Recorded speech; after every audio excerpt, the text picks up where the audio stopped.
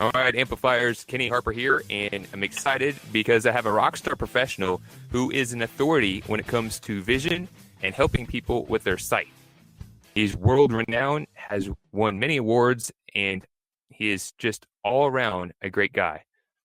I've known him for some time, and I'm honored to have him on Growth Amplifiers. Dr. Gulani, welcome to Growth Amplifiers. Thank you, Kenny, for having me, and thank you for that warm introduction. So, for the people who have not yet heard about some of the cool and great things you do, I've given the basics that you help people with their vision and can kind of create miracles for people. Can you share a little bit about how you actually help people with their vision? Absolutely. So, Kenny, I have my goal in life is I want people to see without glasses, everybody. And I was blessed. I am blessed. I was born with vision that's better than 2020, which is 2010. Hence, I'm constantly chasing beyond 2020 in all my patients and really thrilled when they go beyond 2020 and see 2015, 2010. So to me, it's a complete commitment to a passion that I've been privileged to live every day, which is making people see. And my biggest thing, as you know, Kenny, every time we met, you discuss is the art and the design of what I do, which is I'm totally against these cookie cutter techniques like everybody's having the same LASIK, the same cataract surgery. That's wrong. You have to design it to each patient. There are over 20 LASIK techniques that I work with. There are over 18 cataract techniques. There are over 35 lens implant options and various things for astigmatism, and even patients who are told they are not a candidate. So once you design surgery for each patient, you really hit the mark, give them their vision, change them their lives, and then stay indebted to them. I mean, they gave you the privilege. Yes, I've known that you are somebody that is professional when it comes to design in more ways than one.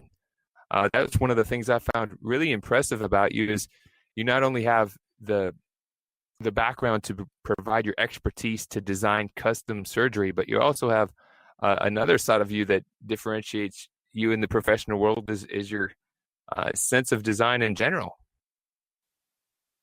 Right, Kenny. Again, a privilege. In fact, I think being a fashion designer and somebody who loves colors and cuts and, again, customization to each person when I design clothes in my fashion line, I believe that actually makes me a more fastidious eye surgeon because I'm an absolute stickler for symmetry, elegance, beauty.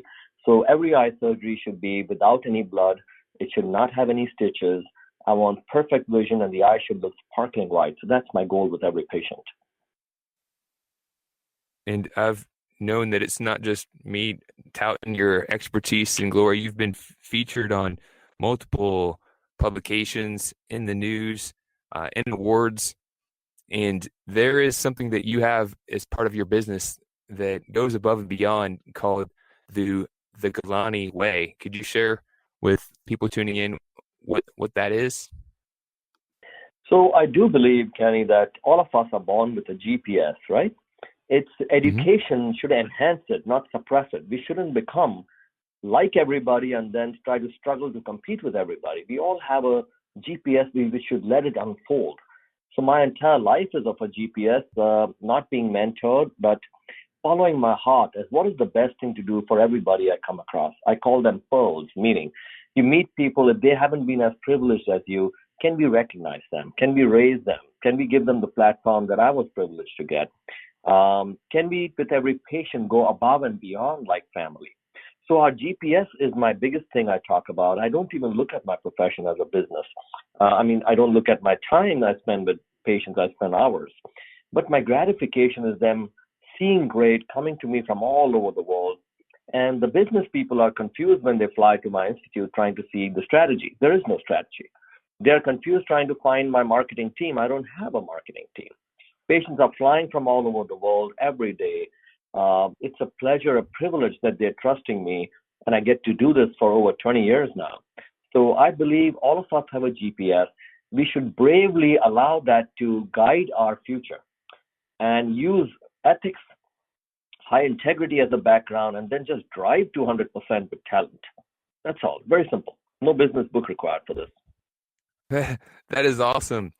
What inspired you to into this type of work in the first place? Is there a story that kind of pushed you in this direction?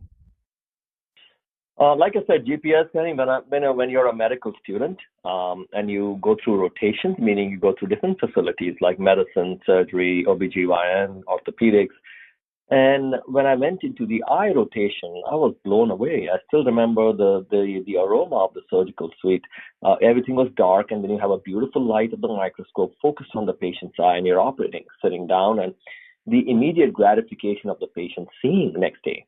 In addition, I have an innovative angle to me, so I could invent new techniques and technologies. So it's a very high-tech branch, ophthalmology, eye surgery. At the same time, you get to deliver one of the highest senses to a fellow human being. So I just fell in love with it. And that's the story over nearly 30 years ago now. I'm dating myself, Wow. yeah. Yeah, time ticks on for everybody.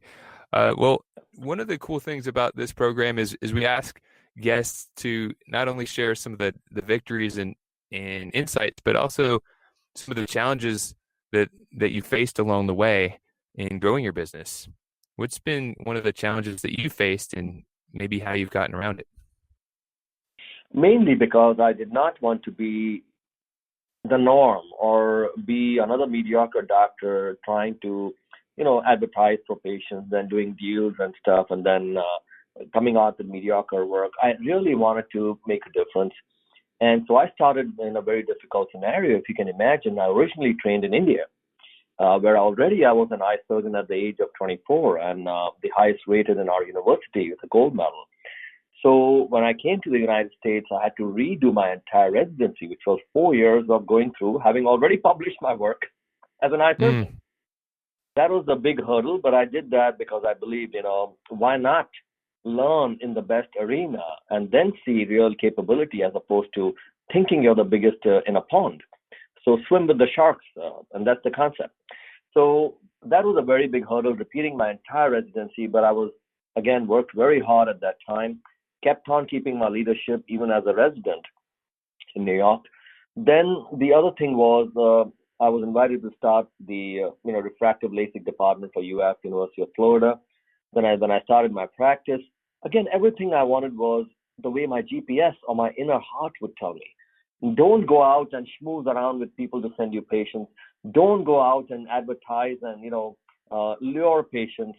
So I would just believe in myself and keep on giving interviews of people would come to me with various results and fascinated, and I would keep on teaching doctors for free. I kept on doing that. I kept on wanting my facility to also look really amazing, not like a doctor's office. I want my staff to be very warm and friendly to every patient like family. And the entire onus is on me, meaning I have to perform on every patient. So all those things, whenever people around me would compare me, I would look and go, wow, I'm really abnormal. Most doctors don't do such things. They don't take such a big challenge. But to me, my payback, Kenny, became so gratifying, nearly addicting, seeing my patients thrilled with their visions, coming to me from all over the world, writing about me on their own, me sharing my work with colleagues who loved watching my techniques and where I'm taking them in the future. It became so gratifying. I would even use the word addicting to see your patients so happy that became my call for life, literally. So to me, I cannot wait to come back to my office institute every day. And I kept on moving the entire nation and world into the future of eye surgery. We just built one of the world's first cataract surgical spa. I mean, taking eye surgery from a kind of a conveyor belt medicine and surgical centers where people are run around like numbers, into a spa-like atmosphere, each patient one at a time. Care for them, take them in myself, perform the highest level of surgery with technology, deliver vision, and they leave and go back and enjoy their life. So I believe a hurdle is a relative term. In my case, it was more about never looking outside my window while my car is already moving 400 miles an hour. So that is how I would describe my thing. I just come up with these words as we are talking. I don't know who's practicing outside down the street or in the city for me. So it doesn't really matter. When patients are flying, even this week, it's amazing. We have patients from South Africa, Alaska, Australia, Alabama, North Carolina, New York, Bogota, Colombia, Cuba, San Diego. These are just patients this week. Today I'm operating on it, tomorrow I'm operating on the other. So all these patients are coming without advertising. And that has become a business anomaly for the world of medicine when they're trying to study my practice. And I keep telling them, it's simple. I do nothing. I come here, I treat every patient like family, I perform, and when they go back home, they make their families fly. And this also goes into another part of my story that often I've been asked, why haven't I moved to LA or New York? Well, I could, very easy, especially because fashion is my second passion and my persona fits places like these, Rodeo Drive or Fifth Avenue. But at somewhere many years ago, I decided, God has been really kind to me. Why not I take my life and provide it as an example that if a simple person like me in a simple place like Jacksonville can make the world fly, anybody can. That's it. And that's it. That is the spirit of being a growth amplifier. It is how you show up. It is the energy that you provide and how you really live as the person you are that You're right. inspires others and empowers them to challenge themselves to reach new heights. So I just want to put down my hat and thank you for the inspiration and what you're doing for the community. Plus, Kenny, it's like I said, very few of us get the privilege to do these things. And I think more than asking for things for yourself, we should find more opportunities to give. That's the fulcrum of my life. I have not read any business books. I don't listen to any business person.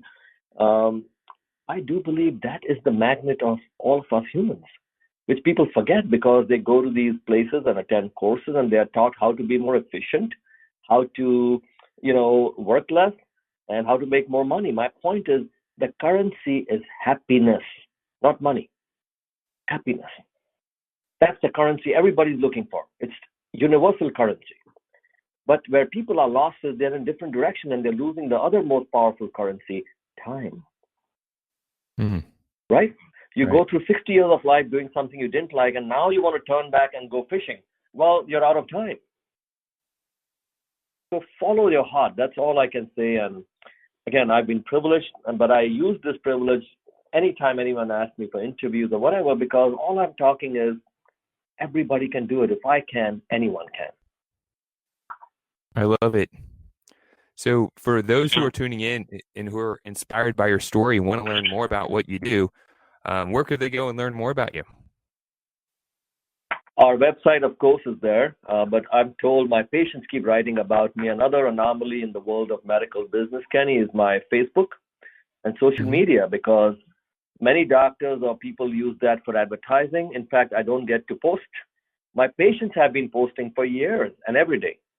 So it's another anomaly in the world of business. My entire Facebook is my patients from all over the world posting every day. So they can go there, read the stories, get inspired. I hope they all, because like I said, I repeat myself if people have just joined in. If I can, Excellent. you can. So is there a project or something that you'd like to share with others who may be tuning in? Something new you're working Sure. on? Something new always. So that's what I mentioned. All these patients who have flown in this week from all over the world, all the way from South Africa, as I mentioned, through Alaska, Australia. My desire is to take people to beyond 2020. So there are no-cut LASIK techniques that I've improvised and honed over the last 2 decades. It's like, normal LASIK is done with cutting with a blade or laser, but they cut a flap. This is without cutting, without chopping, absolutely painless laser plastic technique to correct very nearsighted, far-sighted astigmatism patients. The new technique also I brought in last week is for people so they can see without reading glasses, which is a paradigm shift. And then cataract surgery with trifocal lenses. So after cataract surgery, you need no glasses, period. So all these things and previous surgeries, which is also my passion, people who have previous LASIK or radial keratotomy surgery, keratoconus, they can all be corrected back to 2020. So I want every eye surgeon to be inspired by these repeated teachings that I do for them at worldwide podiums, to start moving in this direction, to stop belittling medicine, to stop selling procedures. It's a service we do to patients whose blessings are the propulsion of our endeavors. That is beautiful. Well, thank you for your time and for sharing your insights, the inspiration. You truly are a rock star professional, and I highly appreciate you. Thank you, Kenny, so much again for having me. To show your support, take a moment to amplify this message by sharing it online. To connect with me or gain more business growth insights, visit www.growthamplifiers.com. Thank you for your support.